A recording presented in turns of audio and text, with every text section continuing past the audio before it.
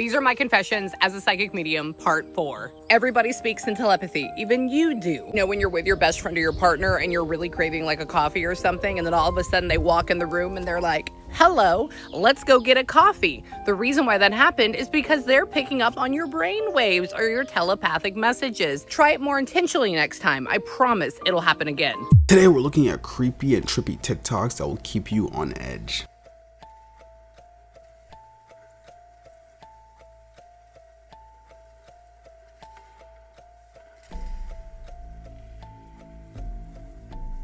Thank you to all the channel members for support. If you guys are seeing this video right now, like the video, try to get to 3,000 likes this video. If you haven't subscribed yet, make sure to smash that subscribe button. Let's go.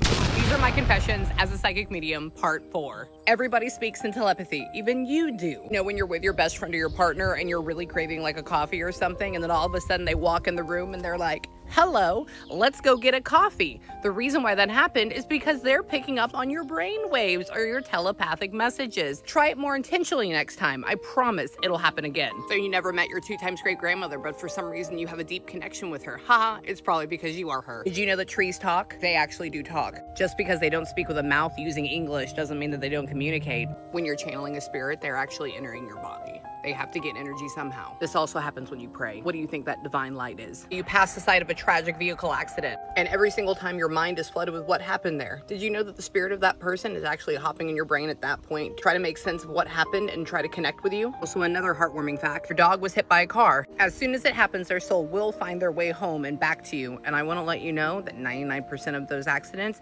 the dog or cat never knows what happened to them. Did you know if your home was built before the 1940s? Congratulations, it's probably haunted. Probably by an earlier owner. Don't mean haunted in a bad way. They like to come in and check on their home, and they like to check on you, and a lot of times I call those spirits helping spirits. Even kiss your kids goodnight. Your baby that is looking up in the corner of the room at night and giggling at something, that's a spirit. It could be a loved one of yours that's crossed, yes, including loved ones that you never met. It could be a guide, or it just could be a spirit that decided to pop in and say hi. You go to a medium and they tell you that they know your guide's name. 99% of the time, that's absolute poop. Most of your guides were never people, and names are for people, not for infinite beings of knowledge and light. So if you feel the same energy around you all the time, name them. I don't know. Call them Josh. The more you want to have a dream about your loved one, the less likely you are to have them. By wanting something, it means that you have accepted that you cannot have it. So therefore, next time before you go to bed, say, I'm so excited to have this dream about you. I cannot wait till I see you. And let me know how that works. Next time you get a random idea to call your friend or loved one that you haven't spoken to in a long time, reach out to them. They're probably going through some shit, or they just got done talking about you. Let me know what you get. Reason why you want to keep one of your loved one's items, yes, it was theirs, but it's because it resonates with their vibration. And so every time you hold it, you feel them at the same time. Not about the physical item, it's about the harmony and synchronicity you get when you touch it. Lessons are not always easy, and sometimes they suck. And if you don't get it the first time, you will do it again. Maybe not in this life, but in the next life. And tonight we are hearing from passengers on board a Delta Airlines flight that was diverted to a small island in the middle of the Atlantic Ocean when one of the plane's engines went out. The passengers were then stranded there for roughly 30 hours. Here's ABC's Matt Rivers. We are so sorry about this whole fiasco. Tonight, the mid-air scare over the Atlantic Ocean after a passenger jet was forced to make an emergency landing, diverting to an airport in the Azores Islands. There was crying. You could hear people praying. I messaged my family and told them that we had lost an engine and were headed back for an emergency landing and that I loved them. Delta Flight 127, leaving Madrid, Spain earlier this week, headed to New York's JFK Airport. Nearly 300 passengers and crew on board. But a third of the way into the flight, some passengers saying they heard a loud boom. Everyone sort of looked at each other like, did you hear that? What happened? The aircraft forced to divert, landing safely at the Lajes Airport in the Azores, a chain of small islands in the middle of the ocean. Passengers disembarking, remaining on the island for nearly 30 hours before a new plane arrived to take them to their destination. In a statement, Delta pointing to a mechanical issue with an engine, adding, "We sincerely apologize to our customers for their experience and delay in their travels." Lindsay, Delta says all passengers were put up in hotels and given meals and that everyone made it here to New York the following day. Lindsay. What a harrowing trip, Matt. Thank you. In 2025, there's been a lot of like airplane scares, and like a lot of people are on edge about going into an aircraft. But I wonder if they're like trying to over amplify. Like I feel like, I mean, that one's kind of a big issue, but I feel like some of the problems that I've heard of for the airplanes, not including the crashes, they're just like over amplified, like things that probably usually happen. I mean, that one's pretty big. Like losing an engine is crazy, but it's not necessarily something crazy deadly. But in a moment, it's super scary. Gravedigger decided to open the casket just to take a quick peek inside. He was almost done digging the grave and sometimes liked to see the face of the person he was about to bury. But what he saw made him fall back in shock. It was his face staring up from inside. Heart racing, he sprinted home to his wife, leaving the grave half dug. But when he got there, his wife looked at him with horror. She backed away, trembling, reaching for a knife behind her. He stepped forward and she screamed. He ran. He didn't know where else to go, so he returned to the graveyard. But now there were figures standing around the open casket. He crept closer. Their skin was gray, their heads swollen, and eyes were black and wide. One of them turned. It placed a hand on his shoulder. "You finished the mission, Zarthan. Great job as always." He couldn't move or speak, just frozen in confusion. The figure sighed. "You poor thing. You've been down here too long." She reached up and touched his cheek, slowly peeling, revealing the truth. His skin came away like fabric, and beneath it, he's one of them.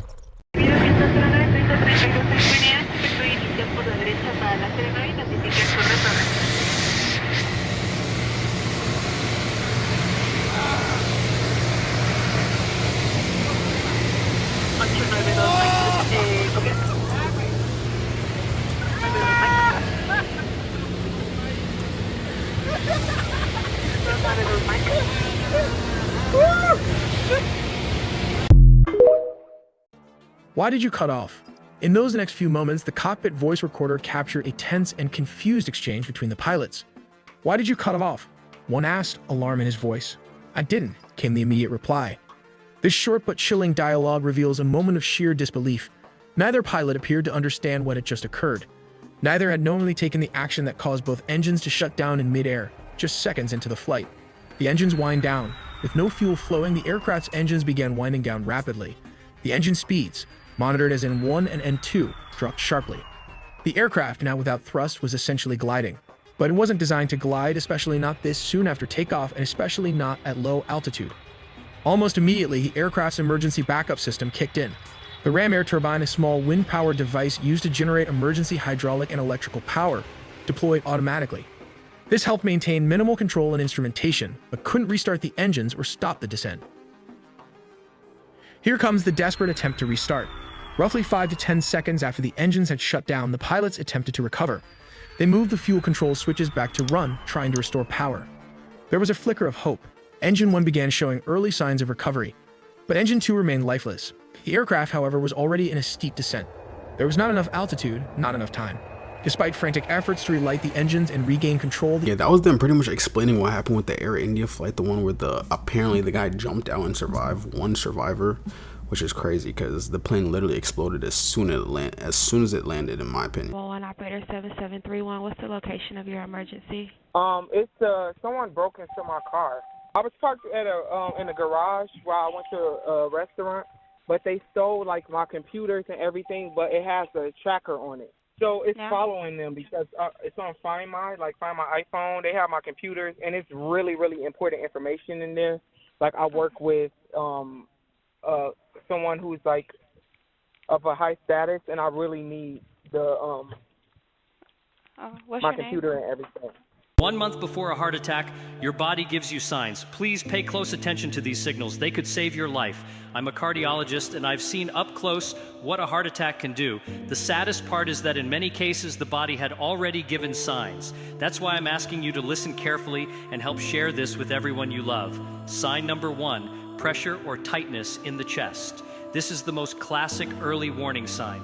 It may feel like a squeezing or fullness, not necessarily painful, and it can come and go. If you're brushing this off as heartburn or stress, don't. It could be your heart struggling to pump. Sign number 2, shortness of breath, even at rest. Your heart and lungs work together.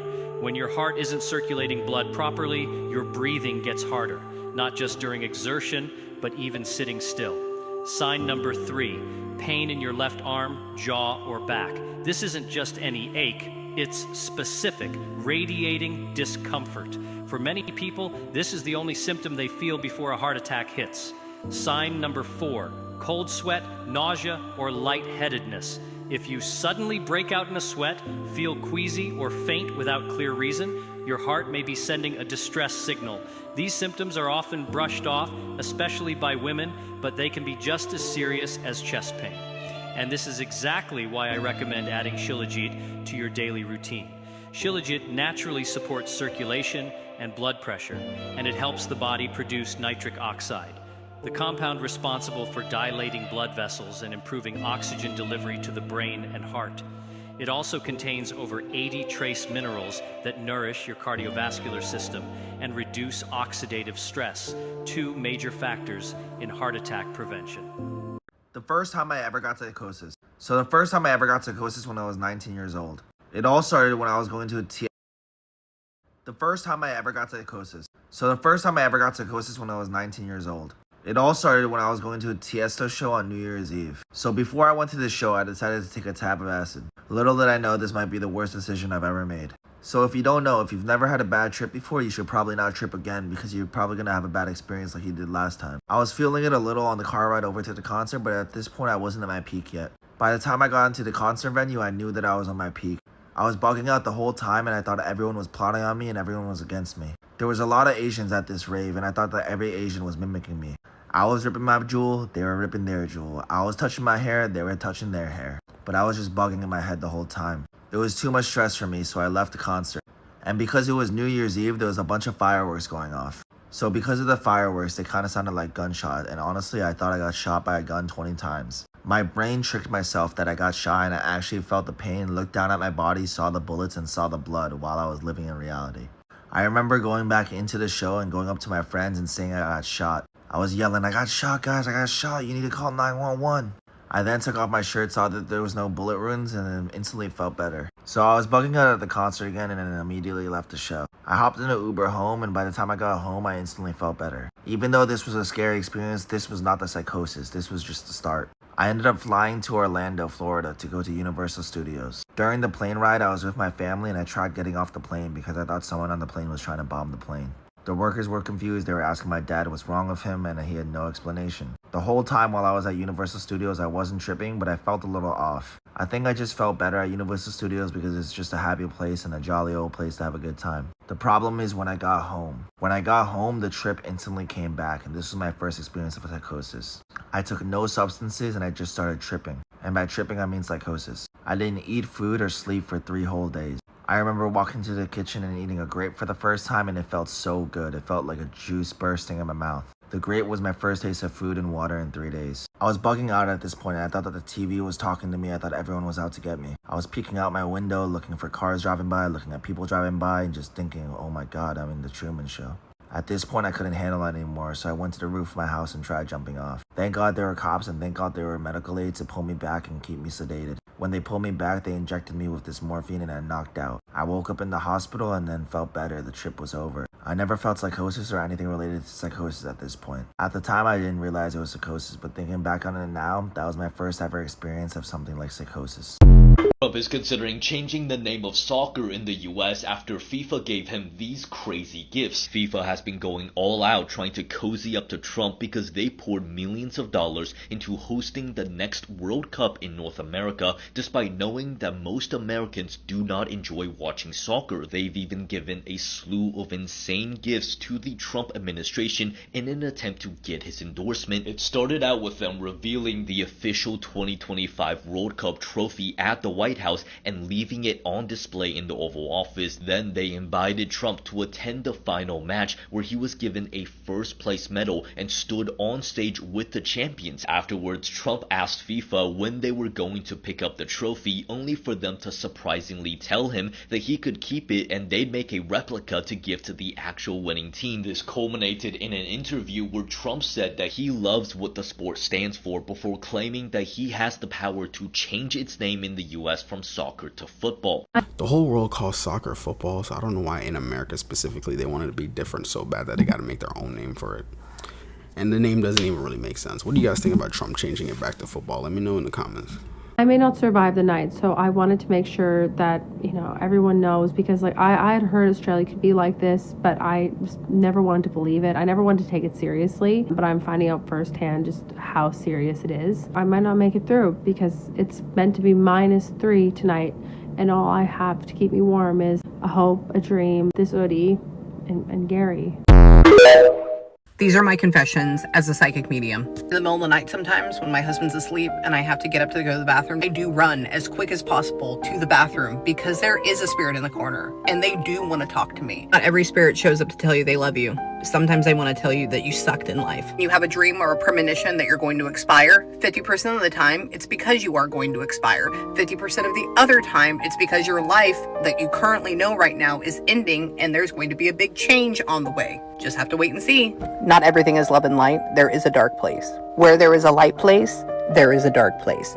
Don't go there. If you're getting it on with your partner, significant other, and all of a sudden your dad pops in your brain and your dad's dead, it's because your dad is there while that's going on.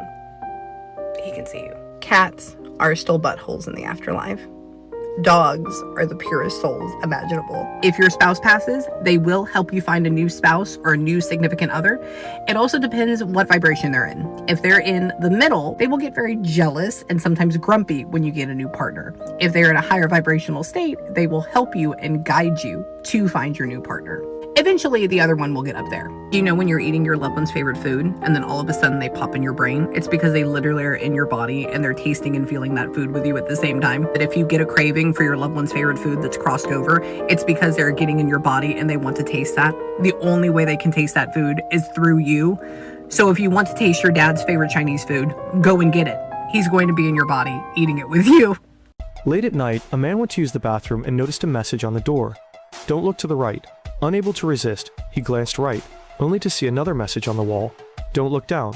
He looked down. On the floor it read, whatever you do, do not look behind you. His curiosity got the better of him.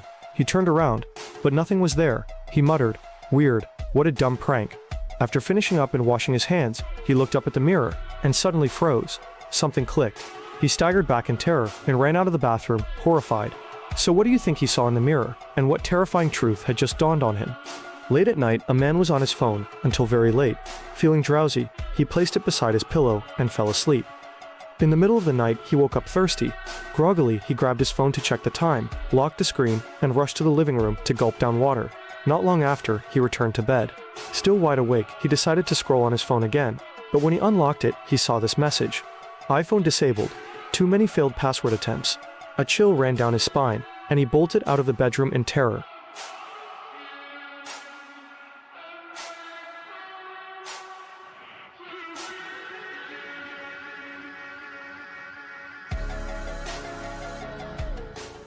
For the first one, I'm not really too sure what that could be, but for the second one, it's definitely because someone was in that house trying to get into his phone. So he has like a stalker in the house with him. That's kind of scary. In Texas, a black guy bought a cow costume online and snuck into a local milking contest, just to experience the legendary milking skills of the pros. One of the expert milkers tried with all his strength and managed to get just a little bit of yellowish milk. Confused, he stepped aside, only to be mocked by others for his poor technique. Then 13 more master milkers took turns trying, and all of them got only tiny amounts as well. Finally, one of them tasted the milk and realized something was very wrong. Turns out, the guy wasn't a cow, and he was arrested for fraud. Late at night, a man was on a date with his girlfriend by the river.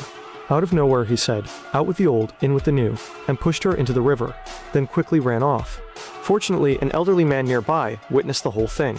Without hesitation, he jumped into the river. With 2.5 years of swimming experience, he managed to save the girl. But here's where it gets absurd. Instead of applauding the old man, bystanders began laughing at him and even stared at him like he was some kind of pervert. Confused, the old man noticed something strange. No matter how much he shook her, the girl didn't respond. So he leaned in closer to check, and in that moment, his face turned bright red. One act of bravery, and he became socially anxious for life. Here are some spiritual signs you should never ignore.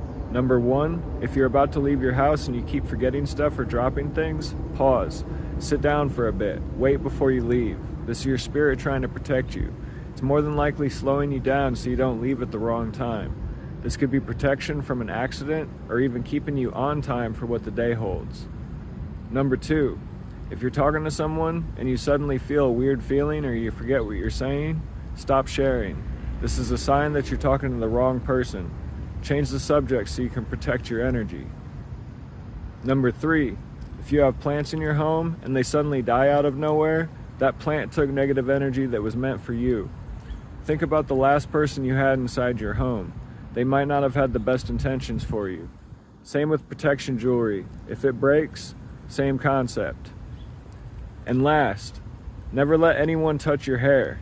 Your hair is your crown. It protects your energy. A person with bad intentions can put negative energy on you. Protect yourself. Your spirit's always talking to you. Listen to your intuition. Love you guys. Peace out. On autopilot? Autopilot, yeah. So what happens if I don't put my phone on airplane mode?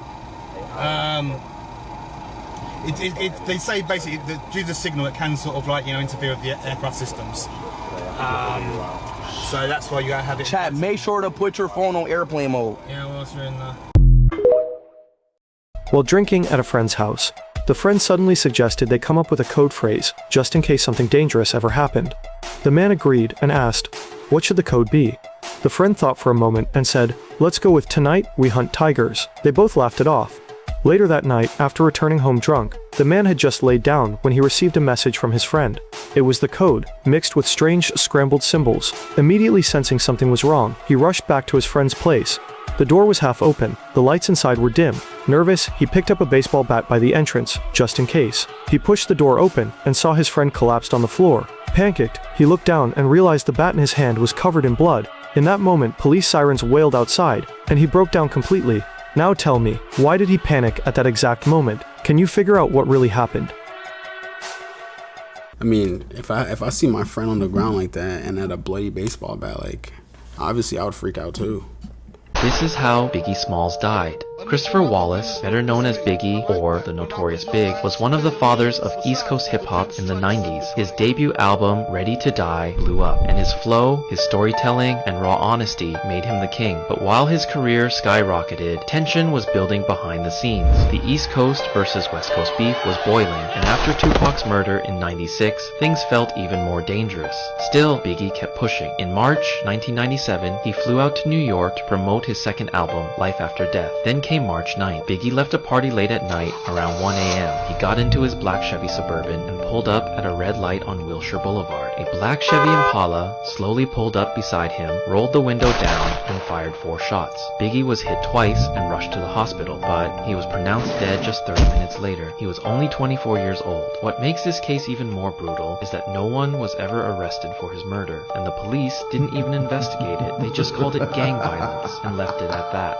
Paranormal investigator Dan Rivera has just been found dead in his hotel room while he was on tour with the Annabelle doll as its primary caretaker. Now, this information is according to the organization hosting the doll's tour across America, and they posted online that Dan suddenly died while at an event with the doll this past weekend. Dispatch records show that firefighters and medics rushed to his hotel on Sunday night where they performed CPR, but the cause of death has not been disclosed. Dan was only 54 years old and was the lead investigator for the New England Society for Psychic Research. Annabelle will continue traveling throughout the US for the next few months. A 17-year-old boy was placed inside a torpedo and fired at an enemy ship like a live bullet. You see, the Japanese selected miniature cadets so they could fit into the cabin along with a ton of explosives. And once inside, these boys guided the torpedo themselves, swimming straight toward the target to explode along with their enemy like kamikaze. Alzheimer's disease doesn't start in your 40s and 50s, it starts in your 20s and 30s.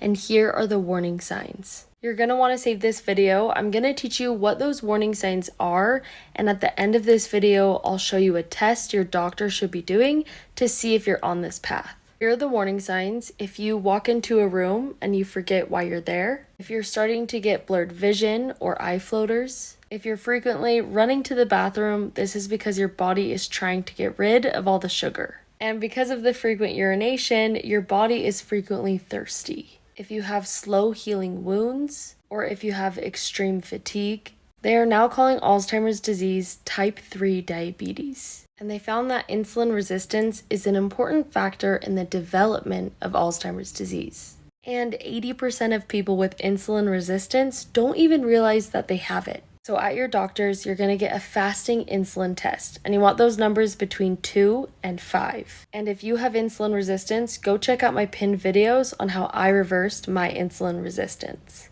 Make your first choice. I feel like it's probably better to be closer to the ground. I'm gonna pick 4-9. Okay. Next decision. Alright, you know what? I'm gonna just pick the safe option on this one. Might as well add high definition. I don't see why I wouldn't. Next decision. Choose your occupation. Was that, like a rap name or something? Alright, let's see what they got. Oh yeah, I'm picking that. Yeah, indentured servant? Yo, that sounds crazy. I feel like I'm gonna be going hard. Yeah, I'm gonna be going hard with a name like that. Little indentured servant. Ooh, that sounds hard. Man, I'm gonna have a great life. What's next?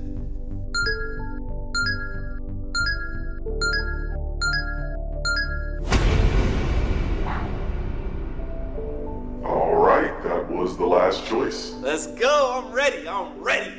You know what? I can honestly say that this was probably the worst life that anyone has ever chosen. Like, How? God, your life is going to suck. How? My life is in ADHD. I mean, you might as well have skipped life and went straight to hell. I mean, Nah, hell wow. no. You just sat there and let me pick all this shit.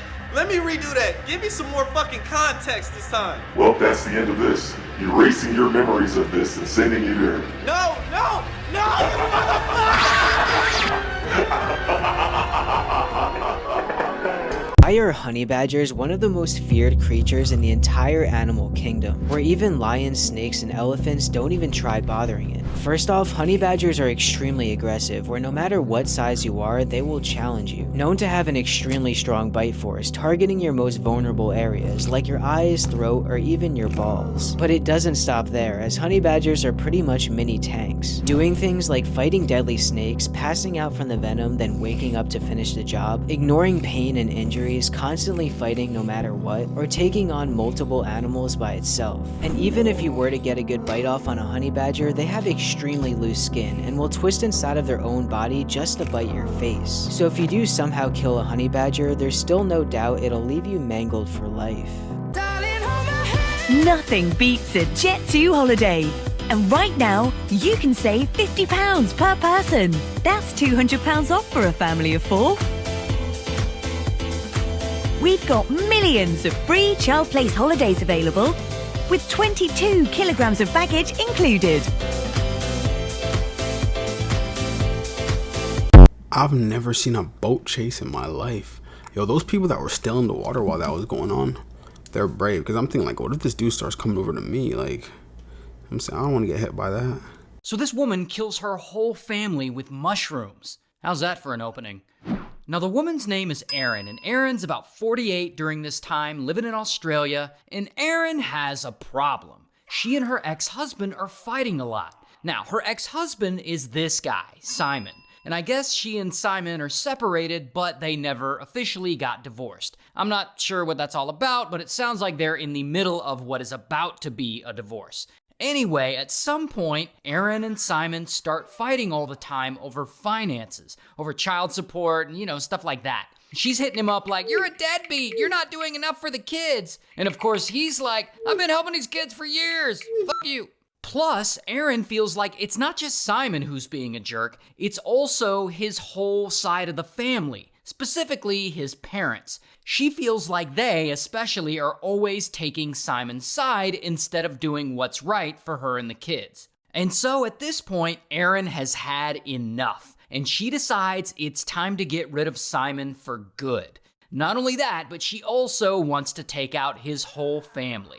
So in 2023, she comes up with an insane plan that she's pretty sure will work. She's gonna unalive her ex-husband and his parents. She plans to go out and find some poisonous mushrooms growing in the wild, and then cook them up and slip them into ex-husband's food.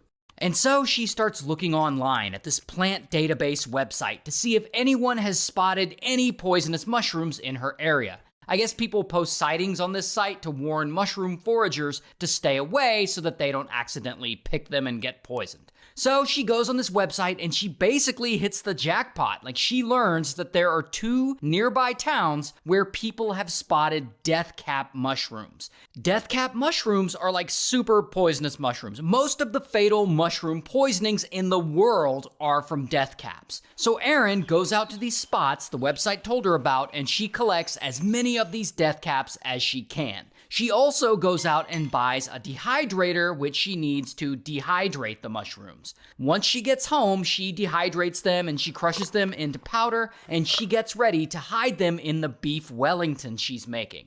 And once everything is ready to go, Erin invites Simon over for lunch, and his parents, and his aunt and uncle too, because I guess she hates them as well.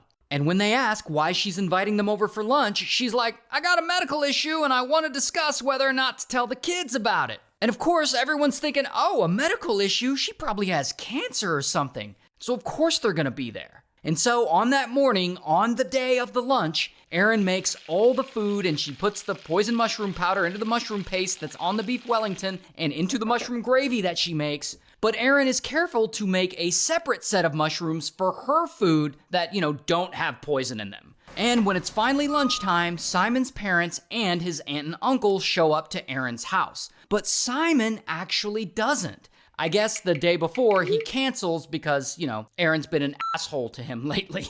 But everyone else does show up. Now, keep in mind, she originally wanted to take Simon out, her ex-husband, but since he didn't show, I guess she's like, well, I'll just kill his whole family instead. So they all sit down at the table, and Erin brings over 4 gray plates with beef Wellington. She then puts her own food on an orange plate so that she doesn't screw up and accidentally poison herself. So they all eat, and they're chatting, and near the end of the meal, Erin announces to them all that she has cancer, which she 100% does not have, but I guess she told them on the phone that she had something important to tell them, and I guess she has to keep the lie going, even though they're all about to be dead. Erin is just shameless. Regardless, all the guests think it's real, and they all feel really bad for her, and everyone starts giving her advice on how to break the news to the kids and stuff like that. Anyway, eventually lunch is over and everyone leaves and goes home. Later that night, those mushrooms start kicking in, because I guess they take 6 to 12 hours to start working. And Simon's family is all at their homes, and they all start getting sick. And they're like throwing up all night. In fact, they're throwing up so much that in the morning, they go to the hospital for treatment. And Erin learns that they all got sick and went to the hospital, and she wants to cover up her tracks. I mean, she can't be the only one who didn't get poisoned. That would look suspicious. So 2 days later, she also goes to the hospital, and she's like, I'm feeling sick too. Meanwhile, the condition of Simon's family keeps getting worse. They're still vomiting, they have diarrhea, they're severely dehydrated, and then their organs start failing, which is a really bad sign. So they all get a bunch of treatments, including one of them who receives an emergency liver transplant, which is just wild. But despite all that treatment, within a week, unfortunately, Simon's mom, dad, and aunt, all 3 of them, pass away in the hospital. While Simon's uncle, he's actually still alive. I mean, he's still poisoned, but he falls into a coma. And he spends weeks in the hospital in a coma, but he is eventually able to pull through. So he does survive. Meanwhile, Erin is out here talking to the news media for some reason, and she pretends to be sad about the whole thing. It's a tragedy what's happened. With some of the best people I've ever met, they never did anything wrong to me, and I'm so devastated about what's happened. Can you tell us a bit more about the lunch? What I can tell you is that I just can't fathom what has happened. That Ian and Heather have lost their lives, and Gail has lost her life, and Donna's still in hospital, and I pray that he pulls through. just can't believe it. Can you tell us where the mushrooms came from? Not a bad performance, I guess. And she's still actively trying to cover her tracks. Like she goes to a local trash dump and disposes of the food dehydrator she used to dry out the mushrooms, because, you know, that's evidence. Plus, she starts wiping data off her phone by factory resetting it multiple times. She also apparently has multiple burner phones for some reason, and she throws those away because those are also evidence. And why do you need a burner phone to poison someone with mushrooms? Like, this woman is just weird. And so anyway, because doctors suspect all these deaths were maybe by poisonous death cat mushrooms, they report all of this to the police. And so police start investigating all this. And pretty quickly, the police, they talk to Erin and they ask her, where did you get those mushrooms? They're poisonous. And she says, I bought them at the Asian supermarket. But, you know, that's bullshit, and none of her story is adding up. And as they keep investigating, they're able to interview Simon's uncle and get a lot of information out of him because, you know, he survived. And they get information like, you know, like she had the only orange plate and how she told them all she had cancer and all that stuff. Anyway, and so police eventually gather enough evidence, and so, bam, Erin is arrested. And I don't have her mugshot, but here is a picture of her fake crying. This morning, police arrested Erin Patterson, the woman who cooked the beef Wellington at the centre of the case. And so she goes to trial, and she was just found guilty of all of this a few days ago. And since this just happened, she actually hasn't been sentenced yet, but she faces life in prison. I wonder if she thought that she would have got caught, because it's like, obviously when they do the autopsy, you know what I'm saying, they would see what was in their body and the reason why they died like that. So there's this TikToker, his name's Rich B, which you can honestly just search him up on TikTok, go watch his series. But this guy pretty much is like, I don't know if he just discovered like a real vampire, because a lot of people say in New Orleans, like I think in the NOLA area, I believe, that's where there's like a lot of vampires. And to be honest with you guys, I feel like there is a lot of stuff out there that is real. You know, we see the movies, we see all this fiction, like books and stuff about like certain creatures, right? Vampires, you know, mermaid sirens and stuff like that, skinwalkers and all that. But I feel like there's a good amount of stuff out there that's actually real. And well, pretty much what Rich B did was they gave him like an address, I think somewhere in Croatia, I think Italy or Croatia. Correct me in the comments, but yeah, he pretty much pulled up to this store that it belongs to this vampire. He's saying that like, oh yeah, this vampire owns this store, and he pulls up to it and it shows, he kind of shows like the windows. It's during the daytime and the store's closed, so we're kind of like, okay.